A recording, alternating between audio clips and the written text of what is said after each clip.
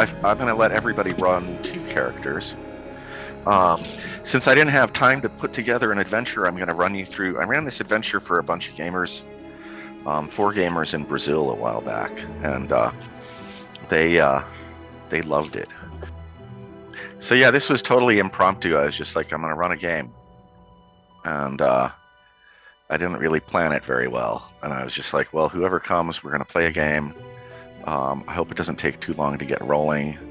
I'm with Daniel here. I don't have a character as well, and I'm not even sure what system it is. If you take a piece of paper, here, I'll show you. Take a piece of paper like so, right? Here's your piece of paper, right? And you fold it in half, okay? And then do that. And then just write along like one edge, strength, intelligence, wisdom, the basic attributes for Dungeons and Dragons, strength, intelligence, wisdom, what is it next?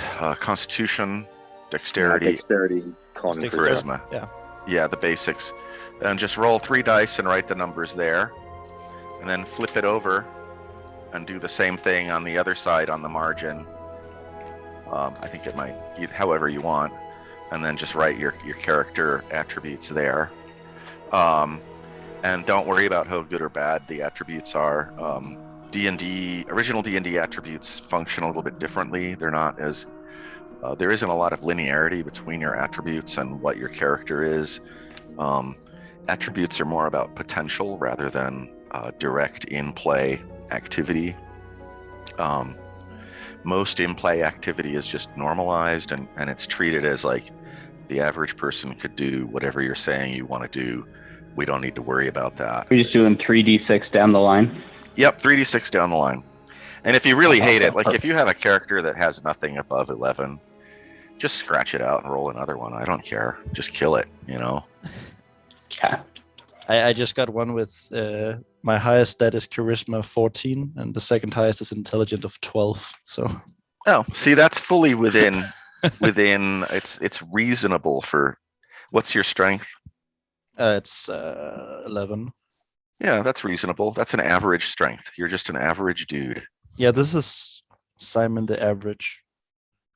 Yeah, so that's fine. I mean, that's to be expected. That's what you want in OD&D. You want people to be a little bit average. You don't want superhero ridiculous powers. So, how many of you have played original Dungeons and Dragons? Anyone? Nobody's played original Dungeons and Dragons. I think I played AD&D, but I don't think I've played original. Okay, we're going to play original D&D. It's going to be really minimal on rules. I actually never even carry my rules around with me. I have this old sheet from a Judges Guild. What do you call it? It was the Judges Shield. It was this 3-panel thing you would tape together, and it was the original referee screen that we had back in the 70s. And I have just one piece of it. I guess it's reversed for you. But that's really all I need is this piece of paper. I've got my saving throws. I've got my attacks. I know that the rest, if I don't remember a rule, I'll just say like, you know, how about a 3 out of 5 chance, you know? And you can say, and then you can say, well, I don't feel like that's fair. I think I should have like a 4 in 5 chance because that's how the game should, you know, that's a little fairer because my character is a strong guy or a dexterous guy. And so we're going to play completely verbally. There's going to be no miniatures or combat or anything, any combat diagram. So yep, I like to begin my game kind of like, since this is sort of a session 0, you've never played with me, you've never played in Blackmoor. I usually ask people to, I even ask my own group to do this. I brought a lamp and I was shining the lamp in their eyes, and then I ask everybody I want everybody to relax and close your eyes. So just close your eyes and relax and take a deep breath, and then let out the breath. And you may have busy thoughts that try to distract you from this moment. But just focus on the story I'm telling you. And this is the only reality you need to think about right now. And just focus on the story. Breathe deeply with your eyes closed. As if leaving your body, you should start to feel yourself become calm now. And if you are now calm and your mind is free to just absorb what I'm telling you, you'll feel yourself drifting upward and outward, upward and outward. You can take in your new reality here that I'm presenting to you. And as you float up, you can look down on a moonlit town that sits on a bay. There's a small island on the bay. You can see smoke rising from the island. Perhaps someone lives there. Your view turns north to the far edges of the place known as Northern Marches or the Northern Marches. Time means nothing to you as you travel westward and slightly to the north, nearly as far north and west as the frozen lands of the savage Scandaharian raiders lies a large, desolate island. Unnamed, yet not unknown. There are no insects here. Nothing can be seen to move and break the stillness of this place. It is this very quietude that gives you unease. There are no bright colors and pleasant smells here. Nothing here seems healthy and fertile. Even sunshine falls cold and diffuse in this place. Poisoned and consumed, it is a gray expanse of crushed bone, damp silt, rotting vegetation. The clay, as it is informally known, gives a sensation that lidless and concealed, unspeakable nightmares are watching you. Unbidden, you are overcome by an impulse that does not feel as if it is your own, a desire to bend your vision in and around to where your eyes cannot see. Something is out there, hiding just the other side of that rock or behind that rotting stump. You see nothing, yet you imagine something. Hollow, murderously clever. A muscle twitches. It is wound up like a clock, ready to spring. There is nothing, just stillness and silence, a mirror reflection of its maker. The wise do not tread on the clay of the island of the egg of Coot.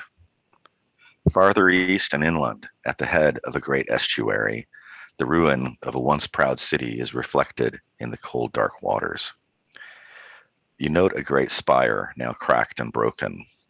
Once the summer palace of the ancient Gibelline queen, Aruani, it is now worn from millennia of exposure to the elements. Yet still it retains hints of its heritage.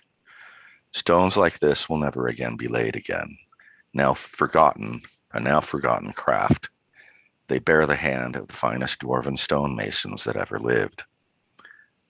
A trio of red-robed figures lead a captive up a long street between empty buildings up to the base of the tallest spire. Disappearing into a dark entrance, you follow as they traverse long echoing passages and rooms, constantly down, through, into an endless maze of algae-encrusted and dank-smelling tunnels. Far within the depths of the old summer palace of the ancient Gibelline, the robed figures arrive at their destination. A chamber so large that their dim lanterns and torches barely indicate the presence of distant walls. It is hot and humid here. Stale air feels thick in your lungs. The acolytes lead their captive forward. They make him kneel in the forsaken place. They then withdraw, taking their lights with them and leaving him in darkness. Yet a greater darkness lies just out of reach. It is the sort of darkness that one can feel like a spider web upon one's face. The prisoner senses something is drawing near despite not being able to see anything at all. The darkness is aware. The creature in the dark turns its gaze toward the captive, this new offering. This is the egg of Coot, the ruler of this polluted domain. Invisible fingers and limbs reach out to caress and then taste this new thing. The captive screams but is unable to move. He can feel something is inside his head. that his mind is being slowly perused like someone turning the pages in a book. Every moment of his life that he has ever experienced is being closely examined. There is nothing he can do to stop it. The egg searches. It desires novelty, something fresh and crisp to consume and corrupt. Picking through the captive's mind, the egg becomes drunk on the sensation. Yet the egg has done this many times, and this one does not seem to offer much that is new. Until it arrives at a memory it has never savored before.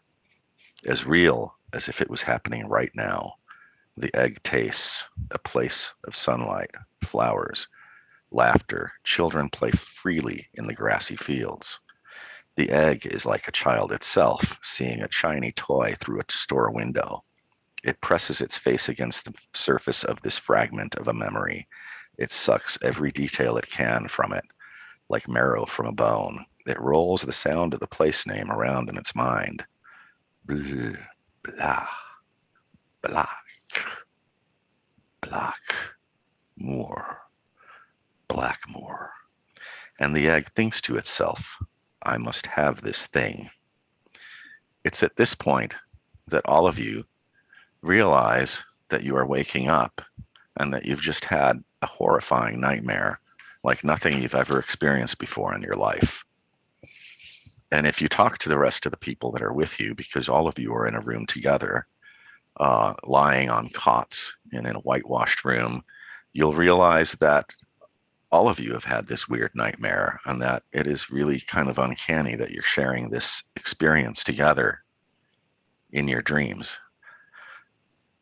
So that is a little bit about Blackmoor. Go ahead and tell me what you'd like to do. I suppose I should tell you, before we go any further, I will tell you that, we're going to play a little rough and it's going to be a little bit like a horror movie. So I hope everybody's okay with that. All of you, as you wake up, you remember who you are, and that all of you, each of your two characters that you have, are actually guards in Castle Blackmoor. You are part of the Castle Guard, and you wake up and you realize that today is a duty day for all of you. They have a couple different rooms where each platoon of troops sleeps, and it's your day to go down to the village and sort of act like city guard, like kind of like police, kind of a mix between police and security. And so being familiar with the place, I don't know if you've seen a map of Blackmoor, but Blackmoor is kind of like there's a town up here, and then there's like a little bit of a causeway, and then or there's a castle up here on an island and a bit of a causeway with a bay around here, and then you have the town with walls around it. But it's not, Blackmoor isn't really a city. It's not like Greyhawk is like a big city. Blackmoor is just a little town. And so you know that you need to get up and, you go have breakfast and then head down the hill to Blackmoor Town, and you can wander around in Blackmoor Town and do whatever you want.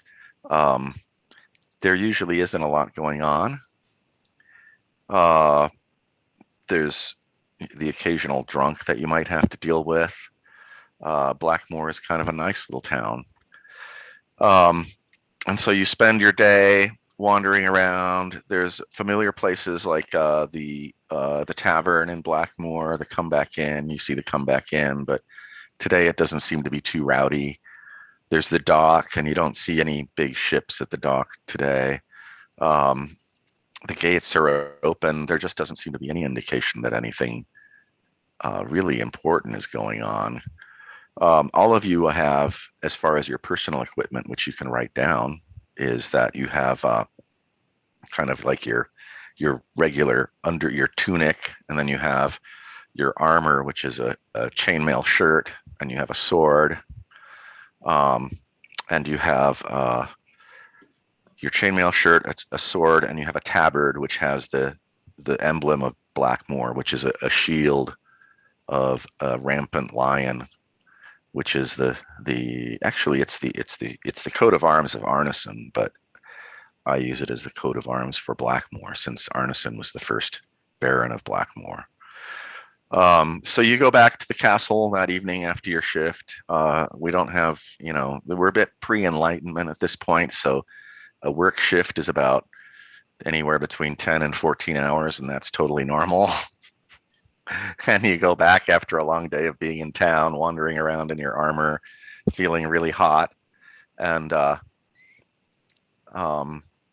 you have dinner in the dining hall with all the rest of the guys in the guard, and then you go off. You're tired, and you go off to bed. And at about some unknown time, early in the morning, you're woken, and you hear a lot of hubbub, and the noise of the hubbub is all the other platoons also being woken, and everybody's being led down into the great hall of Blackmoor Castle. And seated on the throne is the Baron of Blackmoor. And all of you come in and sit down, and everything quiets down. And then he turns to all of you and he says, "There's an important mission I need some volunteers for.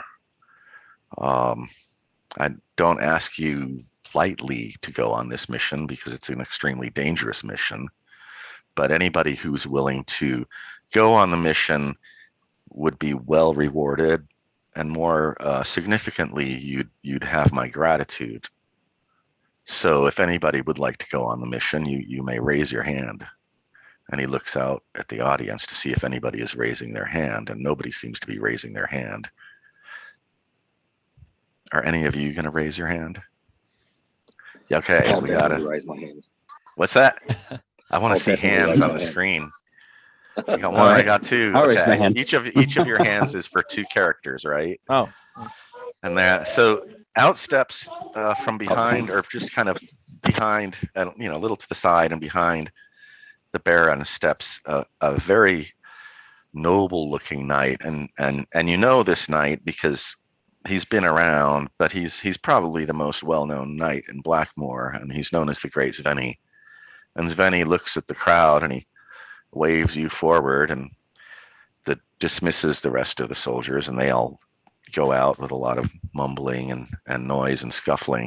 And he says, "Come with me," and he takes you out the back of the Great Hall, and he says, "Okay, you guys are going to be going on a really dangerous mission. I need you to come with me right now so that we can begin the mission. There's some important work to do before anything happens." And he takes you out the back and then down into the courtyard, and you find yourselves walking at about 2 or 3 a.m. through the courtyard down to and you get on horses and you ride down through town, and then you ride out of town, and you start riding toward the woods. And it's an unfamiliar place. You've heard of it before. It's known as the Wizard Wood. And he takes you down a narrow path into the Wizard Wood, and you're constantly having to duck for low branches and things. You're going through the darkness just by torchlight through a very dense woodland on a tiny earth trail. It's not even like a real road. It's just like an animal trail almost. And finally you arrive at a low building, and Svenny calls out. He says, Peter, I'm here. I brought them with me." And Peter comes out, and Peter, who's also known as the Wizard of the Wood, looks you all over and says, "Okay, I think these guys will do." And you realize that standing nearby is a woman. She doesn't really look like a wizard. She seems to be holding some sort of holy symbol that's on a chain around her neck. And he leads you inside of his building, and Svenny comes in with you guys. And they look you over, and they're like, "Are you really ready? Are you really ready for something like this? Because this is your last chance. If you don't back out now, I can't guarantee the safety of your lives." Everybody ready? yeah. Okay. Yep. Yeah, we're ready. Well, Ready? you've been chosen to be the newest members of a secret order that helps guard the realm of Blackmoor. And so you are now going to be Knights of the Order of the Dragon. And that involves a long process. And he asks you to disrobe down just to your tunic. And then he leads you all down. There's a side door, and you go through the door and you find yourself going down a winding stairway. It's very narrow. Only one person can go at a time down this winding stairway. And you finally appear in a chamber underground. And he directs all of you to kneel. Since there are 6 of you, you make sort of a hexagon shape around the floor in a wide circle. And then he comes around with a bowl, and this bowl has this strange liquid. Smoke is rising from it, and it glows magically. And he comes up and offers you each the bowl and offers you a sip from the bowl. And he goes around, all the way around. And then Svenny steps up and he says, "This is the Night's Watch. And you will be here for as long as is required to determine that you have what it takes to become one of the Order of the Dragon. I don't want any of you to move. If you move, it could spell death. You will be here kneeling and meditating for, as I say, as long as it takes." And all of you have taken this this beverage, and you start to feel a little bit strange. Svenny leaves. Everybody else, Peter leaves, and you're in this silent room with complete silence. And you start to imagine that maybe you hear things around you. Maybe one of you feels something just like touch your shoulder, or another one feels something just caress your cheek. But as you look around, you see people flinching, like something, like they're experiencing the same sort of thing, but you don't see anything touching them. You're just in a dark chamber with just one light source in the very middle, a little brazier in the very middle of the room.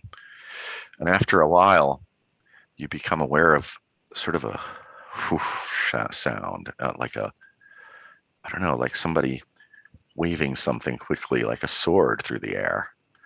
And out of the darkness descends a pendulum that's swinging back and forth.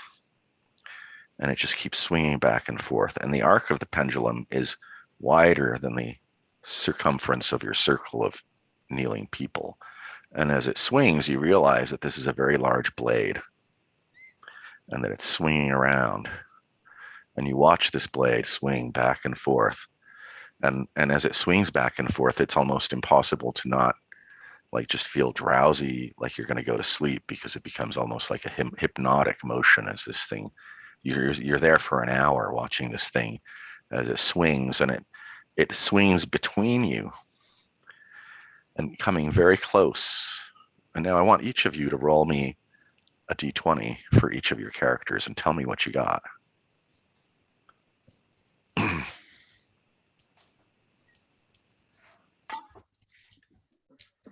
I've got a 9 and an 11. Okay. I got a 4 and a 16. What do you get there, Daniel? Natural 1 and a 9. Okay. The pendulum keeps swinging. Just as a side note, I like to do reverse rolls, and so I was looking for 20s for anything bad to happen. 20 was really bad. Oh, I did really good then. Yeah, well, it won't be Lucky you. the first trial. There are a lot of trials ahead. So the pendulum finally just slows down and comes to a stop and just sits there. And after a while, the great Svenny comes in, and Peter comes in, and they say, "Well, it looks like you've passed the first stage." And he says, "There are no emblems. This is a secret order. There are secret codes and secret passwords and things which we will learn over time. Right now, all you need to know is that there is the symbol of the dragon." And he draws a symbol. Let's see if I can find a Sharpie around here, and I'll draw it for you. He draws a symbol that is just a very primitive.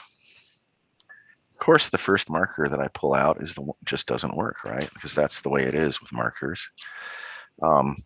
He draws a symbol that looks very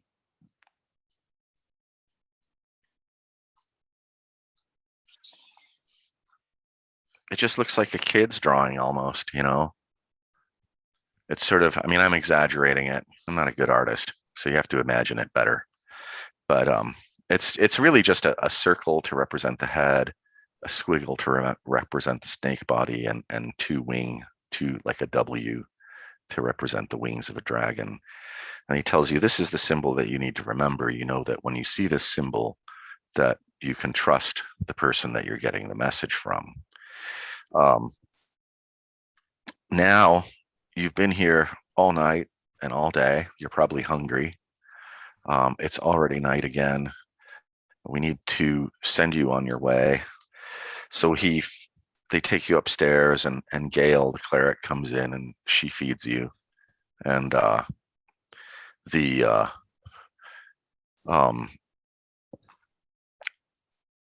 you eat you're hungry. You've been sitting there without food. They fed you some weird potion that made you have all kinds of weird visions and stuff. You've risked your life already. We're gonna need to take you to the island now. And so they take you through the woods, and you ride through the woods, and you ride up to the coast, near Blackmoor town, but not right into Blackmoor town. And there's a boat there, and Svenny says, "Okay, Peter, I'll let you take it from here. I got to get back to the castle." And Peter says, "Okay, load up into the boat." And there are a couple of seamen there that will row the boat for you. It's a fairly big boat because it can fit there's 6, 7, 8, 9 people. It can fit about 10 or 12, you know. And they you all get into the boat at night. You have no lights. You're just operating by moonlight, and you can see the silhouette of this dark form out on the waters, which is this island.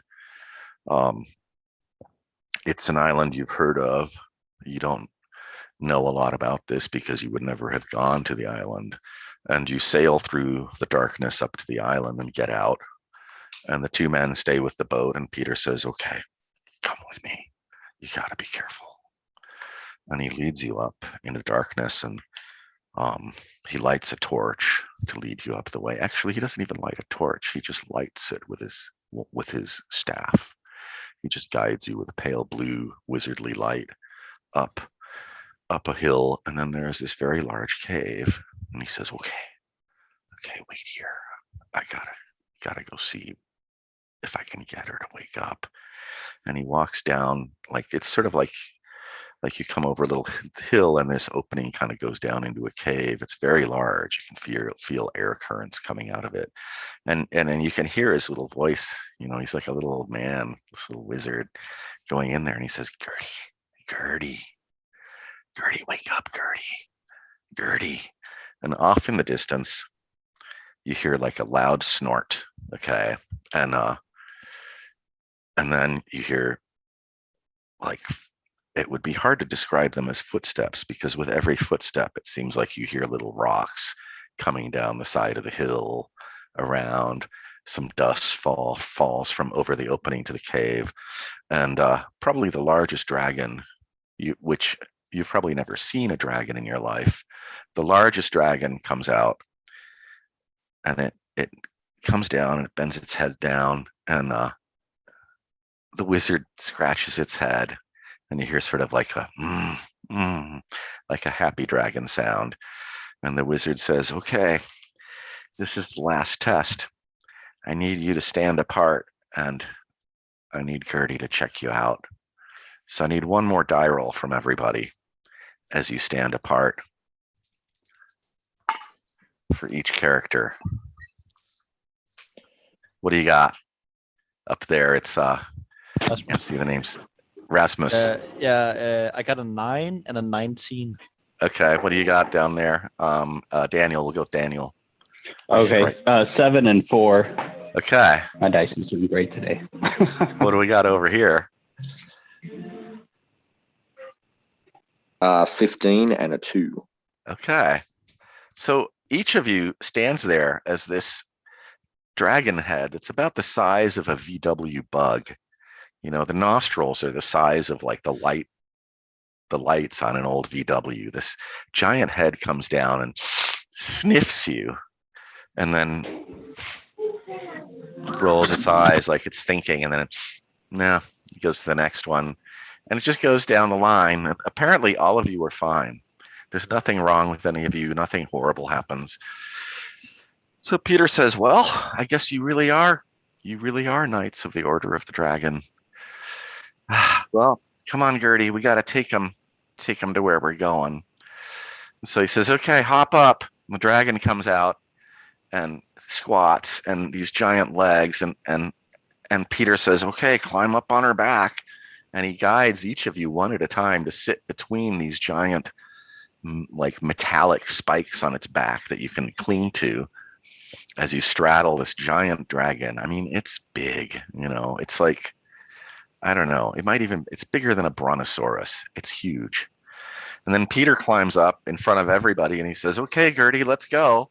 And the dragon takes off. And you find yourselves up looking down as you spiral up over Blackmoor town and then off. And then you see some mountains to the west and you travel to the west. And you can look down and there's a little town. If some of you might suspect that it's the Tower of Boo down there. And you continue on until you can see a really large city, larger than you've ever seen, because you really are kind of bumpkins from the burbs, from Blackmoor. And Gertie starts to do a big spirals and descend down into a forest. And so you land in a clearing in the forest, and all of you get off. And Peter looks at you and he says, "Well, we need you to go to town here, and we need you to find out what's going on. We haven't really heard anything from the Earl of Vestfold in a while. We haven't gotten any messages. We know that the Egg of Coot is on the move. The forces of the Egg of Coot are infiltrating in Blackmoor and certainly here in Vestfold. And we need to find out what's going on. So if you go into town, you'll be contacted. Here's some money." He hands you a little sack of gold, so that you can get a place to lodge and some food while you're here. And then as soon as you find out what's going on, just come back to Blackmoor, maybe join a caravan or some sort of safe passage back to Blackmoor where you won't be waylaid by bandits. And and I just wish you a lot of luck. And the wizard climbs up. He says, "Just through that little path there, that'll take you to the city. You can't miss it. It's big." He gets on the dragon, and the dragon takes off, and they spiral up and off into the darkness as the sun starts to rise. So there you are. This is your introduction to Blackmoor, which is pretty extensive. But now it's up to you to decide what to do.